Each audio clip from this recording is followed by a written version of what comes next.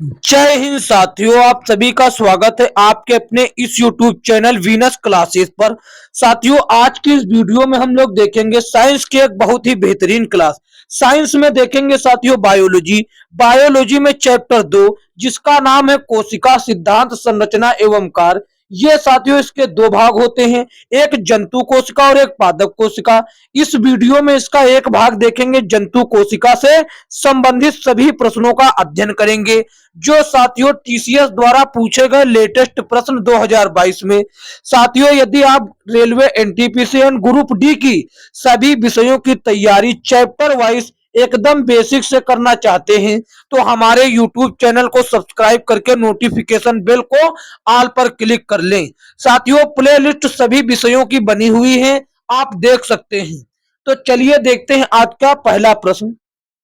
पहला प्रश्न ये रहा साथियों, कहता है कि निम्नलिखित में से कौन सा कोशिकीय घटक अधिकांश प्रकेंद्रियों में मौजूद नहीं होता है? कोशिका द्रव्य, केंद्रक झिल्ली, कोशिका भित्ति, राइबोसोम। तो साथियों, जो केंद्रक झिल्ली होती है ये अधिकांश प्रकेंद्रियों में मौजूद नहीं होती है। बात करें साथियों केंद्रक की खोज किसने की थी? केंद्रक की खोज किसने की थी ये आपको पता होना चाहिए। केंद्रक की खोज साथियों की थी रॉबर्ट ब्राउन ने। किसने? रॉबर्ट ब्राउन ने की थी केंद्रक की खोज। रॉबर्ट ब्राउन ने की थी केंद्रक की खोज। रॉबर्ट हुक नहीं साथियों, रॉबर्ट ब्राउन ने। रॉबर्ट हुक ने तो कोशिका की खोज की, जबकि साथियों इन्होंने 1931 में खोज की थी। देखते हैं अगला प्रश्न। अगला प्रश्न ये रहा, क्या कहता है? कहता है मानव कोशिकाओं में ग्लूकोज के विघटन द्वारा ऊर्जा का निर्माण होता है। ग्लूकोज के विघटन के लिए इनमें से किसकी आवश्यकता होती है? ऑक्सीजन की, कार्बन डाइऑक्साइड की, नाइट्रोजन की, हाइड्रोजन की। तो साथियों, ग्लूकोज के विघटन के लिए ऑक्सीजन की आवश्यकता होती है। साथियों, यदि हम सांस लेकर ऑक्सीजन ना ले तो हमारे अंदर जो शरीर में मौजूद ग्लूकोज होता है वह साथियों छोटे छोटे टुकड़ों में विभाजित नहीं हो पाएगा, अर्थात ग्लूकोज के विघटन के लिए ऑक्सीजन की आवश्यकता होती है। साथियों, ये बात तो आप जान गए हैं। देखते हैं साथियों अगला प्रश्न। अगला प्रश्न देखिए साथियों क्या कहता है। ये रहा अगला प्रश्न। कहता है कि अधिकांश कोशिकीय प्रक्रियाओं के लिए ऊर्जा मुद्रा क्या होती है? पाइरूवेट, एटीपी, एडीपी या ग्लूकोज। तो साथियों, अधिकांश प्रक्रियाओं में जो ऊर्जा होती है, अधिकांश कोशिकीय प्रक्रियाओं में जो प्रक्रिया होती है ऊर्जा उसके लिए मौजूद होती है, उसको एटीपी के रूप में ऊर्जा मौजूद होती है। किसमें? एटीपी के रूप में ऊर्जा मौजूद होती है। साथियों, एडेनोसिन ट्राइफॉस्फेट इसका पूरा नाम हो जाता है एडेनोसिन ट्राइफॉस्फेट। साथियों, एडेनोसिन ट्राइफॉस्फेट एटीपी ऊर्जा, जबकि एडेनोडिन डाइफॉस्फेट होता है इसका पूरा नाम। इसका सही जवाब एटीपी होगा। देखते हैं अगला प्रश्न। अगला प्रश्न ये रहा साथियों, क्या कहता है? कहता है किस कोशिकांग को कोशिका की आत्महत्या की थैली के रूप में जाना जाता है? केंद्रक, माइट्रोकॉन्ड्रिया, सेंट्रोसोम, लाइसोसोम। तो साथियों देखिए, किसको भैया आत्महत्या की थैली कहा जाता है? ये साथियों कहा जाता है लाइसोसोम को आत्महत्या की थैली के नाम से जाना जाता है। जबकि साथियों माइट्रोकॉन्ड्रिया का कोशिका का पावर हाउस कहा जाता है। माइट्रोकॉन्ड्रिया को क्या कहा जाता है? कोशिका का पावर हाउस कहा जाता है। कोशिका का पावर हाउस कहा जाता है भैया माइट्रोकॉन्ड्रिया को। देखते हैं अगला प्रश्न। अगला प्रश्न ये रहा साथियों, क्या कहता है? कहता है कोशिका में 6 कार्बन वाले अणु ग्लूकोज के 3 कार्बन वाले अणु पाइरूवेट में विखंडन की प्रक्रिया कहां पर होती है? कोशिका द्रव्य, माइट्रोकॉन्ड्रिया, हरित लवक, गाल्जी काय। तो इसका सही उत्तर क्या होगा? इसका सही उत्तर होगा कोशिका द्रव्य में होती है भैया। पाइरूवेट विखंडन की प्रक्रिया कोशिका द्रव्य में होती है साथियों, जिसके अंतर्गत 6 कार्बन अणु वाले ग्लूकोज 3 कार्बन अणु यानी कि पाइरूवेट में विखंडन होते हैं। देखते जैसे कि साथियों ये किसमें पाए जाते हैं? कोशिका द्रव्य किसमें पाए जाते हैं? माइटोकॉन्ड्रिया में भी पाए जाते, गाल्जी काय में भी पाए जाते और राइबोसोम में भी पाए जाते हैं साथियों। कौन? ये कोशिका द्रव्य। देखते हैं अगला प्रश्न। अगला प्रश्न साथियों ये रहा। क्या कहता है? कहता है कि प्रोकैरियोटिक राइबोसोम की उप इकाई या संरचना क्या होती है? 50s, 40s, 60 और 40s, 50 और 30s, 0 और 30s। तो साथियों देखिए, प्रोकैरियोटिक राइबोसोम कोशिका की जीव द्रव्य झिल्ली होती है। कौन सी? जीव द्रव्य। ये जो प्रोकैरियोटिक राइबोसोम होता है ये साथियों जीव द्रव्य थैली होती है। जीव द्रव्य थैली या फिर झिल्ली होती है। ये साथियों इसमें क्या होता है? इसमें साथियों 15 से 20 नैनोमीटर आकार होता है। ये साथियों 50 से 50 व 50s 50s व 30s में पाए जाते हैं। 50 व 30s में पाए जाते हैं। ये साथियों ऑप्शन सी सही जवाब होगा इसका उत्तर। देखते हैं अगला प्रश्न। अगला प्रश्न देखिए साथियों क्या कहता है? ये रहा। कहता है कि प्राकेंद्रीय कोशिका यानी कि प्रोकैरियोटिक कोशिका सेल की कुछ विशेषताओं का उल्लेख नीचे दिया गया है या नीचे किया गया। दिए गए विकल्पों में से गलत विकल्प का चयन करें। तो देखिए साथियों गलत विकल्प क्या है?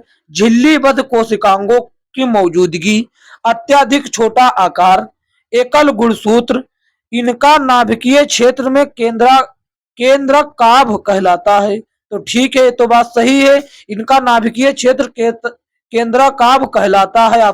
ये तो सही कंफर्म। एकल गुणसूत्र होता है और अत्यधिक छोटा आकार नैनोमीटर में होता है।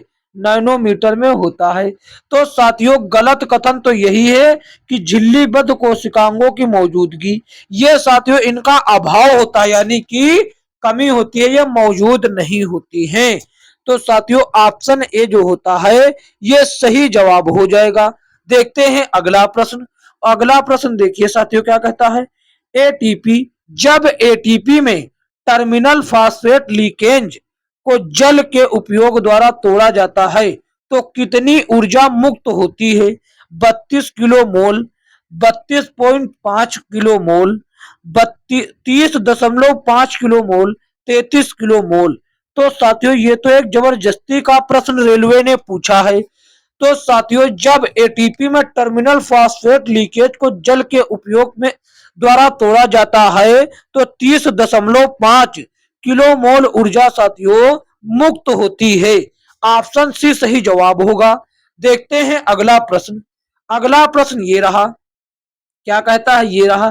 कहता है कि कौन सा कोशिकांग विषाक्त पदार्थों और औषधियों के जहरीले प्रभाव को खत्म कर देता है? अंतःद्रवी जालिका, राइबोसोम, गाल्जी काय, माइटोकॉन्ड्रिया। तो साथियों कौन होता है? ये होता है अंतर्द्रवी जालिका। अंतर्द्रवी जालिका यानी कि ऑप्शन ए। ऑप्शन ए सही जवाब हो जाएगा। यह साथियों इसका प्रमुख कार्य है कि जहरीले पदार्थों और औषधियों के प्रभाव को खत्म करना। अंतर्द्रवी जालिका प्लाज्मा की झिल्ली के समान होती है। प्लाज्मा झिल्ली के समान होती है साथियों, प्लाज्मा झिल्ली की तरह होती है साथियों, ये बात याद रखेंगे। देखते हैं अगला प्रश्न। थोड़ा खींचकर उत्तर दीजिए साथियों। अब आप लोग देखिए, आप थोड़ा तेज चलते हैं रफ्तार बनाकर, नहीं तो समय नष्ट हो जाएगा। कहता है निम्न में से किस प्राणी ऊतक में चपटी कोशिकाएं होती है? प्लाज्मा कोशिकाएं, घनाभकार उपकला, शल्की उपकला, मास्ट कोशिकाएं। तो साथियों इसका उत्तर हो जाएगा ऑप्शन सी, सल्टी उपकला। सल्टी उपकला इसका सही उत्तर होगा। ये साथियों सल्टी उपकला ऊतक की एक चपटी कोशिकाओं पतले अस्तर से बना होता है। देखते हैं अगला प्रश्न। अगला प्रश्न देखिए ये रहा। कहता है कि निम्नलिखित में से कौन सा कथन गलत है? किण्वन की प्रक्रिया के लिए ऑक्सीजन की आवश्यकता नहीं। किण्वन प्रक्रिया के लिए ऑक्सीजन की आवश्यकता नहीं, बिल्कुल सही बात है, ये तो सही है, कोई आवश्यकता नहीं। श्वसन के प्रथम चरण में पायरुविक अम्ल का निर्माण होता है, बिल्कुल सही। श्वसन के प्रथम चरण में पायरुविक एसिड का निर्माण होता है, बिल्कुल सही है। श्वसन के प्रथम चरण में ग्लूकोज का विघटन होता है, यह भी सही। माइटोकॉन्ड्रिया में ऑक्सीजन की सहायता से एसिटिक अम्ल का विघटन होता है, नहीं भैया, ये गलत हो जाता है। इसमें एसिटिक अम्ल का विघटन नहीं होता है। साथियों, माइटोकॉन्ड्रिया में ऑक्सीजन की सहायता से एसिटिक अम्ल का विघटन नहीं होता, बल्कि पाइरूवेट पाइरूवेट का विघटन होता है। साथियों, कोशिका को माइटोकॉन्ड्रिया को कोशिका का पावर हाउस कहा जाता है। इसको माइटोकॉन्ड्रिया को कोशिका का पावर हाउस कहा जाता है, याद रखेंगे। ऑप्शन डी सही जवाब होगा। देखते हैं अगला प्रश्न। अगला प्रश्न साथियों देखिए क्या कहता है। ये रहा अगला प्रश्न। कहता है कि केसरुकियों की यकृत कोशिकाओं में एस ई आर कौन सा महत्वपूर्ण कार्य करता है? कौन सा महत्वपूर्ण कार्य करता है या किया जाता है?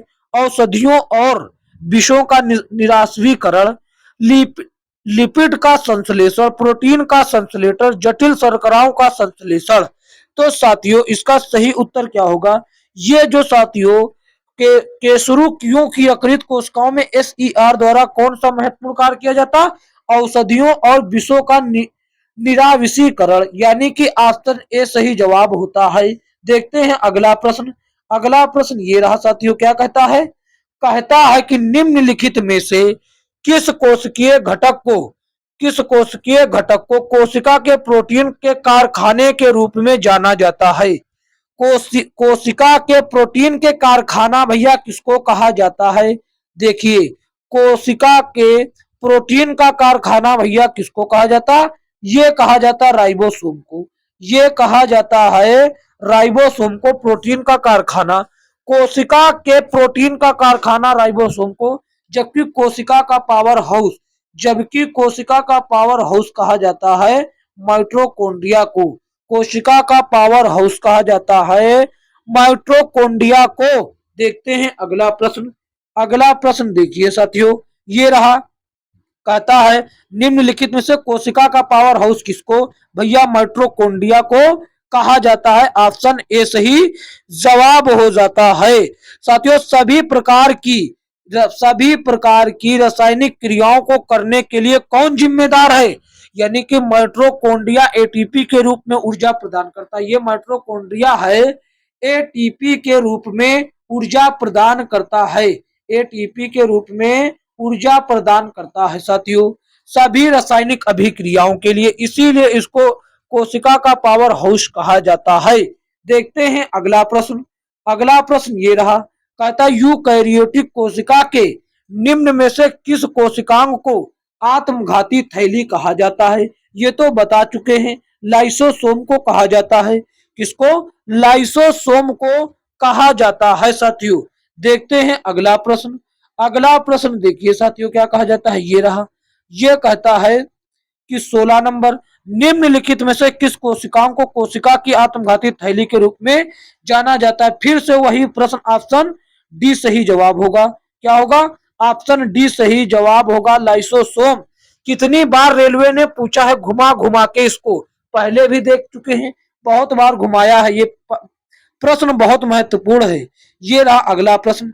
कहता है स्लाइडोन और स्वान द्वारा किया गया कोशिका सिद्धांत, स्लाइडेन और स्वान द्वारा दिया गया कोशिका सिद्धांत निम्नलिखित में से किस जीवों पर लागू नहीं होता है? कवकों पर, जंतुओं पर, विषाणुओं पर, शैवालों पर। तो किस पर लागू नहीं होता? ये विषाणुओं पर लागू नहीं होता है। ऑप्शन सी सही जवाब होता है। ये साथियों कवकों पर भी लागू होता है और जंतुओं पर भी लागू होता है और शैवालों पर भी लागू होता, परंतु विषाणुओं पर लागू नहीं होता। देखते हैं अगला प्रश्न। अगला प्रश्न कहता है रॉबर्ट हुक द्वारा कोशिका की खोज किस प्रकार की गई? पेड़ के पत्ते के निरीक्षण करते हुए, एक प्याज के छिलके को निरीक्षण करते हुए, रक्त का निरीक्षण करते हुए, कार्क का निरीक्षण करते हुए। तो साथियों रॉबर्ट हुक ने कोशिका की खोज कार्क की निरीक्षण करते हुए किया था। कार्क क्या है साथियों? कार्क एक प्रकार के पेड़ की छाल है। पेड़ की छाल में पाया जाने वाला पदार्थ है। पेड़ की छाल ही आप समझ लीजिए, पेड़ की छाल को में ही कार्क उपस्थित होता है। साथियों और रॉबर्ट हुक ने कोशिका की खोज की। साथियों, कोशिका की खोज कब की? कोशिका की खोज 1665 में की। 1665 में। कोशिका का अर्थ क्या होता है? छोटा कमरा। कोशिका का अर्थ होता है छोटा कमरा होता है। ऑप्शन डी सही जवाब होगा इस प्रश्न का। देखते हैं अगला प्रश्न। अगला प्रश्न ये रहा। क्या कहता है? कहता कोशिका की खोज किसने की थी? थियो थियोडोर स्वान, Robert Hooke, Matheus लाइडेन, Rudolf Virchow. अभी बताया रॉबर्ट हुक ने कोशिका की खोज साथियों 1665 में 1665 में कार्क की पतली छड़ के कार्क की पतली परत से की। कार्क की पतली परत से किसकी खोज की? कोशिका की खोज की। देखते हैं अगला प्रश्न। अगला प्रश्न ये रहा। कहता केंद्रक और कोशिका झिल्ली के बीच मौजूद जेली जैसे पदार्थ को क्या कहा जाता है? कारणीय, कोशिका द्रव्य, उल्ब, फुसफुसिए। तो साथियों इसको क्या कहा जाता है? इसको क्या कहा जाता है? यह बहुत ही बेहतरीन प्रश्न है। उसको कहा जाता है कोशिका द्रव्य। क्या कहा जाता है?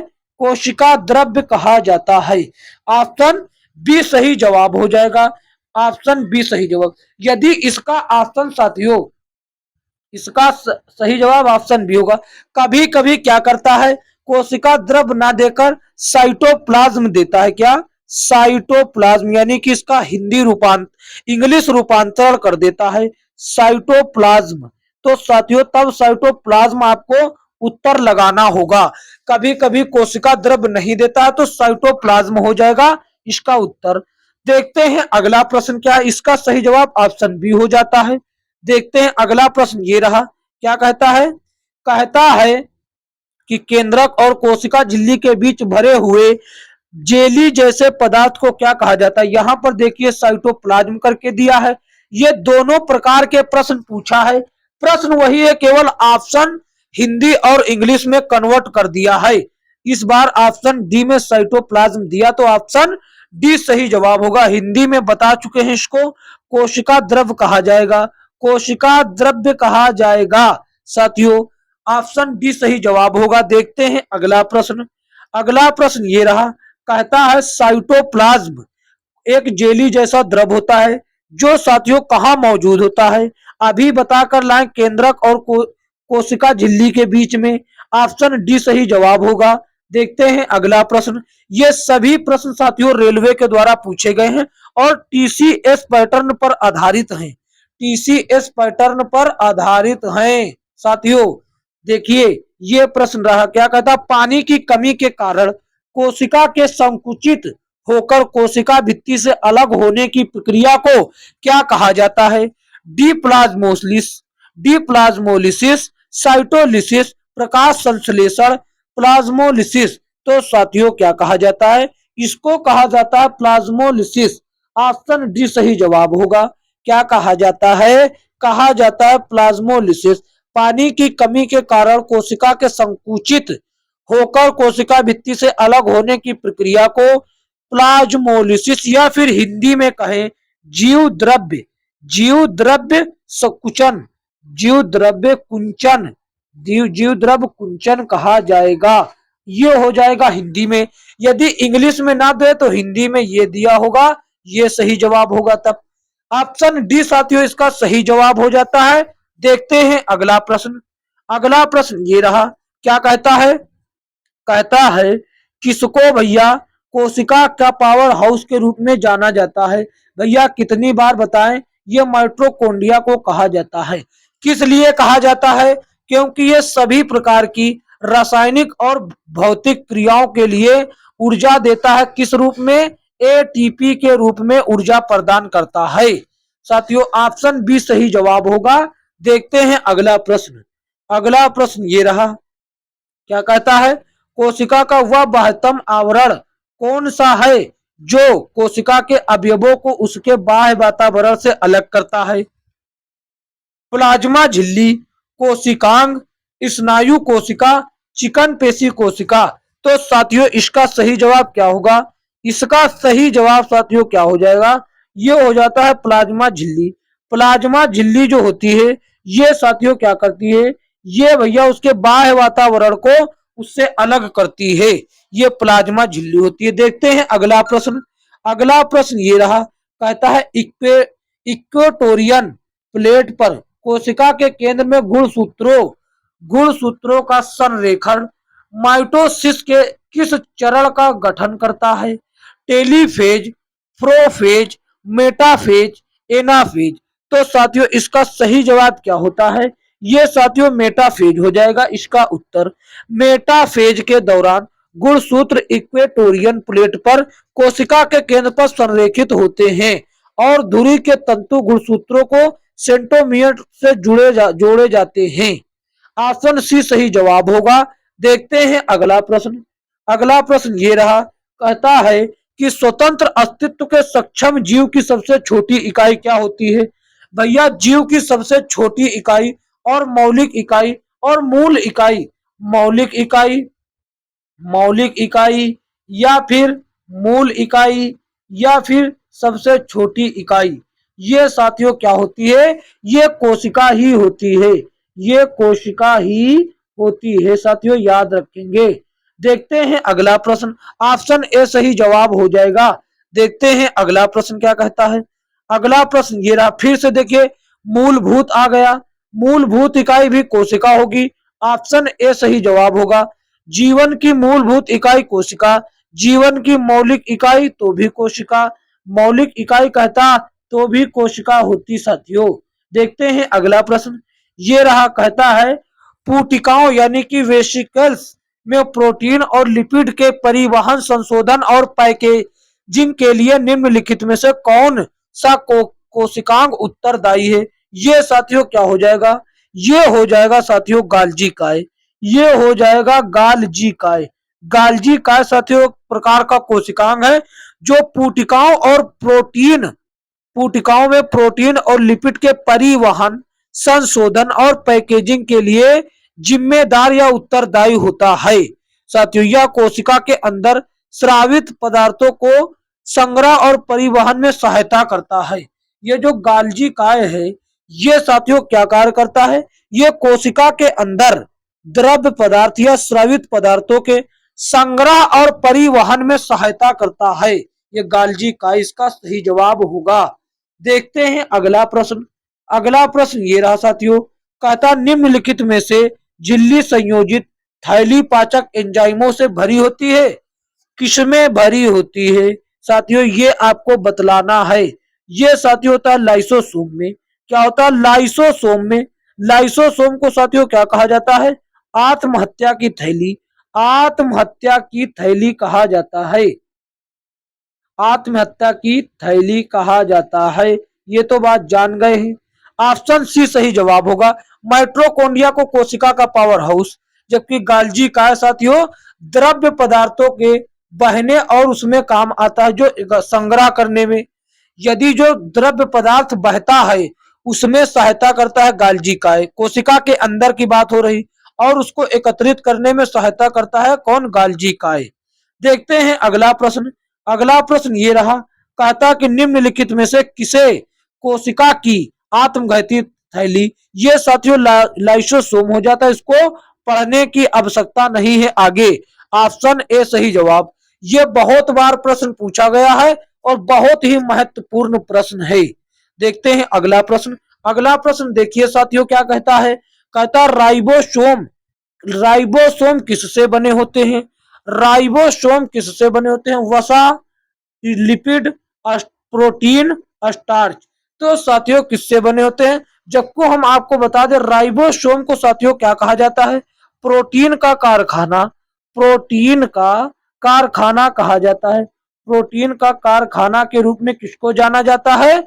ये साथियों कहा जाता है राइबोसोम को। ये कहा जाता है राइबोसोम को। तो ये साथियों किससे बना होगा? ये बना होगा प्रोटीन से। इसीलिए कहा जाता है ये बना होगा प्रोटीन से। तो तभी तो कहा जाता है प्रोटीन का कारखाना।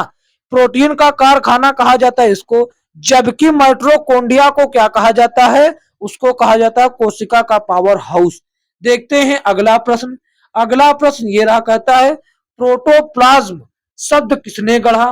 प्रोटोप्लाज्म शब्द किसने गढ़ा? G J Mendel, Johann Evangelist Purkinje, Charles Darwin, Robert Hooke. तो साथियों ये प्रोटोप्लाज्म शब्द जो है प्रुकिंजे ने गढ़ा। किसने? प्रुकिंजे ने गढ़ा साथियों। ऑप्शन बी सही जवाब होगा। किसने गढ़ा? प्रुकिंजे। मुझको याद था प्रुकिंजे, जबकि ये यदि आप प्रुकिंजे याद कर लेते हैं तो आपको भी ये जोहान्स इवांजेलिस्ट प्रुकिंजे याद हो जाएगा पूरा। जबकि रॉबर्ट हुक ने साथियों कोशिका की खोज 1665 में करी साथियों। चार्ल्स डार्विन और साथियों ये तो मटर के विषय में उधर लड़ते चले आ रहे थे, डार्विन और साथियों एक और थे। देखते हैं अगला प्रश्न। अगला प्रश्न ये रहा साथियों, क्या कहता है? कहता है कि किसमें किसमें डेज खाली स्थान कोशिका की एक प्रकार की अपशिष्ट निस्तारण प्रणाली है। वे किसी भी बाह्य सामग्री के साथ साथ खराब हो चुके कोशिकाओं को पचाकर कोशिका को साफ कर रखने में मदद करते हैं। प्ला, प्लास्टिडट्स, लाइसोसोम, माइटोकॉन्ड्रिया, गाल्जी काय। तो साथियों इसका उत्तर क्या हो जाता? इसका उत्तर हो जाता लाइसोसोम। इसीलिए तो इसको साथियों आत्मघाती थैली कहा जाता है। आत्महत्या की थैली, आत्मघाती की थैली के नाम से जाना जाता है, क्योंकि साथियों ये साथियों सामग्री के साथ साथ खराब हो चुके कोशिकाओं को पचाकर कोशिका को साफ करने में मदद करता है। ऑप्शन बी सही जवाब हो जाएगा। देखते हैं अगला प्रश्न। लाइसोसोम को साथियों कोशिका की आत्मघाती थैली के रूप में भी जाना जाता है। अगला प्रश्न ये रहा साथियों 35 नंबर। कहता निम्नलिखित में से कौन सा ऑर्गेनेल किसी भी बाह्य सामग्री को पचाकर कोशिका को साफ करने में सहायक होता? अभी बताया लाइसोसोम। ऑप्शन बी सही जवाब। देखते हैं अगला प्रश्न। अगला प्रश्न ये रहा 36 नंबर। क्या कहता है? 36 नंबर ये प्रश्न क्या कहता है? कहता है निम्नलिखित में से कौन सा कथन जो है वो असत्य है? कथन असत्य कौन है ये आपको बतलाना है। पादप कोशिकाओं में जंतु कोशिकाओं की तुलना में छोटी रिक्तिकाएं पाई जाती हैं क्या? ये तो अभी कंफर्म नहीं है, जहां तक नहीं पाई जाती है। लेकिन आगे देख लेते हैं। पादप कोशिकाएं समानतः जंतु कोशिकाएं से बड़ी होती हैं। बिल्कुल सही बात। पौधा जो होता है पेड़ में, पादप मतलब पौधा, पौधों साथियों पौधा और पेड़ में जंतु के समान बड़ी कोशिकाएं होती हैं। तो साथियों ये तो सही बात कह रहा। उसकी खाल कितनी लंबी होती है? छाल, वृक्ष की छाल बहुत लंबी होती है। तो इस प्रकार ये तो सही हो गया। जंतु कोशिकाओं में लवक नहीं पाए जाते? बिल्कुल नहीं पाए जाते। ये साथियों पादप कोशिकाओं में पाए जाते। पादप कोशिकाओं में कोशिका भित्तियां पाई जाती, जबकि जंतु कोशिकाओं में नहीं। यह भी बात एकदम सही है। तो साथियों ये हो जाएगा सही जवाब। क्या हो जाएगा? हो जाएगा ऑप्शन ए। ये जो बात कह रहा है ये कह रहा है गलत। पादप कोशिकाओं में जंतु कोशिकाओं की तुलना में छोटी रिक्तिकाएं पाई जाती हैं। ये नहीं पाई जाती बच्चा। पादप कोशिकाओं में बड़ी बड़ी कोशिका रिक्तिकाएं होती हैं, बल्कि ये पाई नहीं जाती छोटी। ऑप्शन ए सही जवाब होगा। ये गलत है, वो हमसे गलत ही पूछ रहा था, इसीलिए ऑप्शन ए सही जवाब होगा। देखते हैं अगला प्रश्न। अगला प्रश्न ये रहा साथियों। क्या कहता है? कहता है कि इनमें से कौन सा तरल पदार्थ आंत से अवशोषित वसा को ग्रहण करता है और अतिरिक्त कोशिकीय स्थान से वापस रक्त में ले जाता है? प्लेटलेट्स, कोशिकाएं, प्लाज्मा, लसिका। तो साथियों ये कौन होता है? ये हो जाएगी लसिका। लसिका साथियों क्या होती है? लसिका एक रंगहीन द्रव है। लसिका क्या है? ये रंगहीन एक द्रव है। ये रंगहीन एक प्रकार का द्रव्य है साथियों। द्रव्य मतलब पदार्थ जो कोशिका के चारों ओर पतली परत के रूप में विद्यमान रहती है। इस द्रव में विशिष्ट लिम्फोसाइट होते हैं। लिम्फोसाइट पाए जाते हैं किसमें? ये साथियों पाए जाते हैं लसिका में, जो शरीर की प्रतिरक्षा अनुक्रियाएं के लिए उत्तरदायी होता है। लसिका में भैया पोषक पदार्थ, हार्मोन आदि का संवहन होता है। ये आंत में उपस्थित लैक्टियल या चिकनाई युक्त वाले पदार्थ साथियों चिकनाई युक्त वाले पदार्थ को क्या करती है? अवशोषित कर लेती है। देखते हैं अगला प्रश्न। अगला प्रश्न ये रहा, क्या कहता है? कहता निम्नलिखित में से अर्धसूत्रण के लिए कौन सा कथन सत्य नहीं है? अर्धसूत्रण में दो चरण होते हैं। अर्धसूत्रण में दो चरण होते हैं। बिल्कुल सही बात, दो चरण होते हैं भैया, दो चरण होते हैं। एक होता है अर्धसूत्री, एक सम अर्धसूत्री, एक विषम अर्धसूत्री। दो चरण होते हैं, एक अर्धसूत्री फर्स्ट, एक अर्धसूत्री सेकेंड। एक फर्स्ट और एक होता है सेकेंड, ये हो गए दो चरण। ठीक। अर्धसूत्रण के परिणामी कोशों में गुणसूत्रों की संख्या दोगुनी होती है? नहीं भैया, गुणसूत्रों की संख्या आधी बचती है। कितनी बचती है? आधी बचती है। यहां पर ये पकड़ा गया, यही गलत है।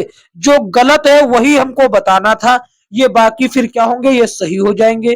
गलत वाला उत्तर भैया ऑप्शन बी है, तो ऑप्शन बी सही जवाब होगा। देखते हैं अगला प्रश्न। अगला प्रश्न ये रहा, क्या कहता है? कहता कि किस कोशिकांग को कोशिका का मास्टर कहा जाता है? यह बहुत ही बेहतरीन प्रश्न है। किस कोशिकांग को कोशिका का मास्टर कहा जाता है? एंडोप्लाज्मिक रेटिकुलम को, माइटोकॉन्ड्रिया को, न्यूक्लियस को, या नाभिक को? साथियों, नाभिक को कोशिका का मास्टर कहा जाता है, ये बात आप याद रखेंगे। बहुत ही बेहतरीन प्रश्न है। जबकि माइटोकॉन्ड्रिया को कोशिका का पावर हाउस कहा जाता है।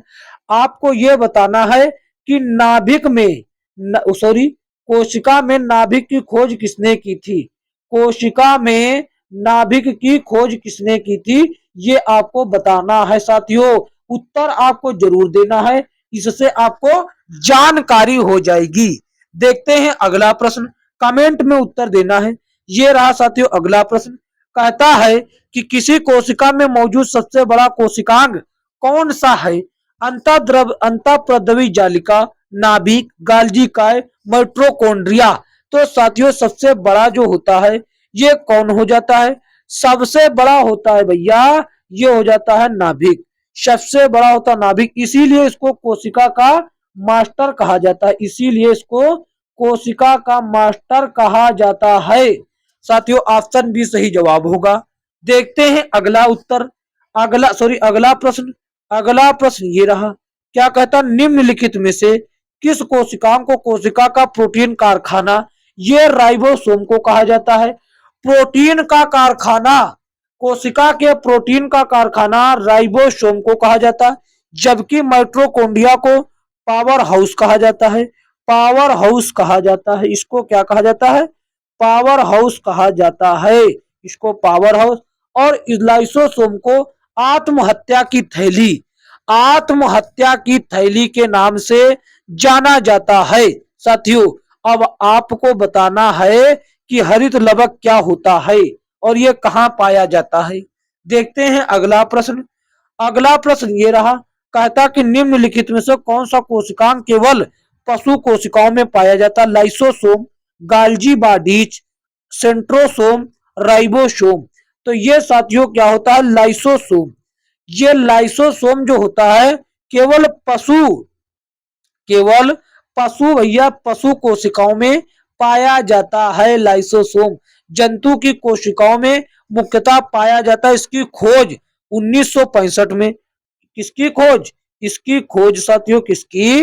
लाइसोसोम की खोज। लाइसोसोम की खोज भैया 1955 में, 1955 में डी डुवेन ने की थी। डी डुवे ने की थी। इसका नाम याद रखेंगे, बहुत ही बेहतरीन प्रश्न बनेगा। 1965 में डी डुवे ने लाइसोसोम की खोज की थी। और लाइसोसोम को साथियों कोशिका की आत्महत्या की थैली के नाम से जाना जाता है। देखते हैं अगला प्रश्न। अगला प्रश्न ये रहा, ये साथियों बेहतरीन प्रश्न है। कहता है कि शरीर में लगी चोट की मरम्मत के लिए किस प्रकार के सेल विभाजन का प्रयोग किया जाता है? केवल समसूत्रण, केवल अर्धसूत्री विभाजन, माइटोसिस और मियोसिस दोनों, ना समसूत्री और ना ही अर्धसूत्री विभाजन। तो साथियों इसका उत्तर क्या हो जाएगा? बहुत ही बेहतरीन प्रश्न है साथियों, बहुत ही बेहतरीन प्रश्न साथियों। यह है आपके सामने मौजूद जो है ये बहुत ही बेहतरीन। ये साथियों हो जाता है केवल समसूत्रण, केवल समसूत्री विभाजन। ऑप्शन ए सही जवाब हो जाता है। शरीर में लगी चोट के मरम्मत के लिए केवल समसूत्रण सेल विभाजन का प्रयोग किया जाता है। इसे परोक्ष कोशिका विभाजन भी कहते हैं। इसको क्या कहते हैं? परोक्ष कोशिका विभाजन। परोक्ष कोशिका विभाजन के नाम से भी जाना जाता है इसको। किसको? समसूत्रण विभाजन को परोक्ष कोशिका विभाजन के नाम से जाना जाता है। ये बात याद रखेंगे। देखते हैं अगला प्रश्न क्या कहता है। ये रहा अगला प्रश्न। कहता है एक पशु शरीर में, एक पशु शरीर के लिए सबसे बड़ी कोशिका इनमें से कौन सी होती है? ये ओस्टेसाइटस, न्यूरॉन, क्रोमेटोफोर, क्रोमेटोफोसर, लिम्फ कोशिकाएं। तो साथियों कौन होती है? न्यूरॉन हो जाएंगी। न्यूरॉन ऑप्शन बी सही जवाब होगा। ये पशु कोशिकाओं की सबसे बड़ी कोशिका होती है। देखते हैं अगला प्रश्न। अगला प्रश्न ये रहा। कहता निम्नलिखित में से कौन सा एक कोशिका में अधिक मात्रा में होने वाला अणु है? निम्नलिखित में से कौन सा पदार्थ जो है एक कोशिका में अधिक मात्रा में होने वाला अणु है? जल, कार्बोहाइड्रेट, शैवाल, प्रोटीन। तो साथियों किसी भी कोशिका में जल सबसे अधिक मात्रा में पाया जाता है। सबसे अधिक मात्रा में कौन पाया जाता है? सबसे अधिक मात्रा में जल पाया जाता है। देखते हैं अगला प्रश्न। अगला प्रश्न ये रहा। क्या कहता? कोशिका सिद्धांत में कोशिका सिद्धांत निम्नलिखित में से किस पर लागू नहीं होता है? जीवाणु पर, कवक पर, शैवाल पर, विषाणु पर। तो ये किस पर भैया नहीं? ये विषाणु यानी कि वायरस पर लागू नहीं होता है। ऑप्शन डी सही जवाब हो जाता है। देखते हैं अगला प्रश्न। अगला प्रश्न देखते क्या है।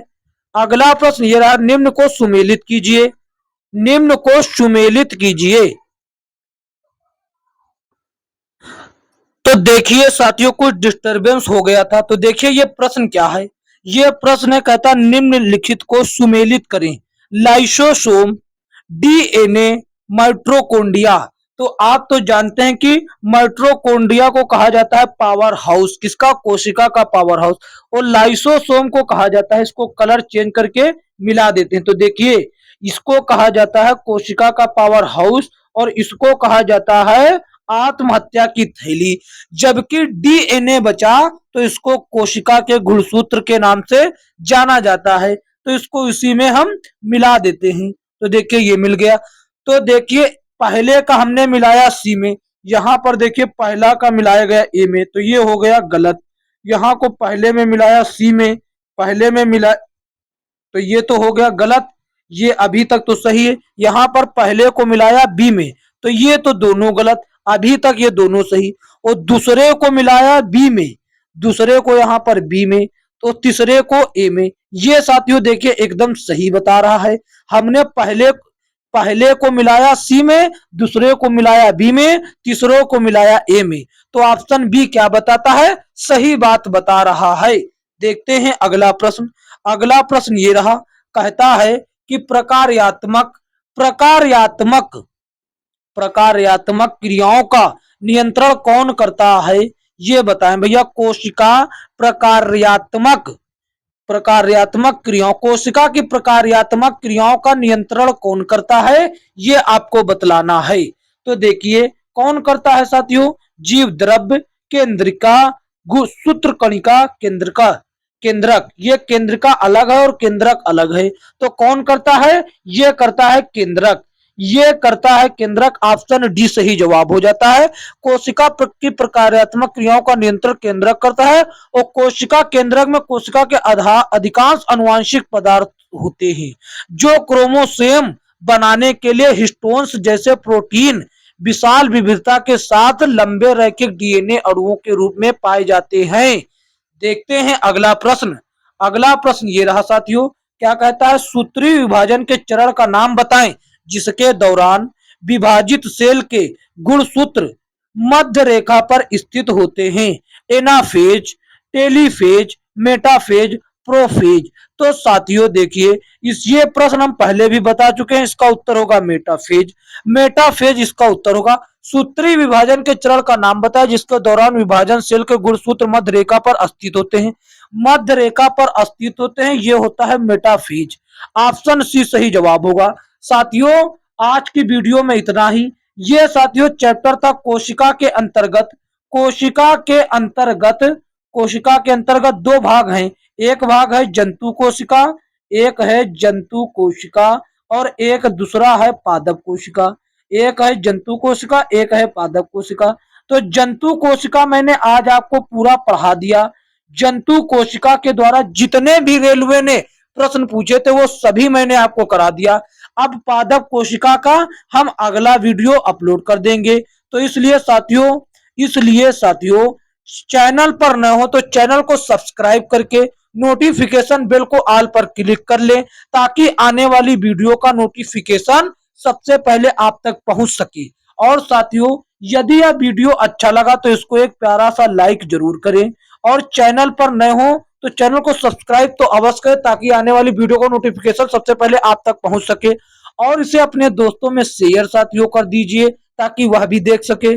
बात करें इसके पीडीएफ की, इसका पीडीएफ साथियों आपको डिस्क्रिप्शन में दिया गया टेलीग्राम चैनल का लिंक, तो वहां पर मिल जाएगा इसका पीडीएफ।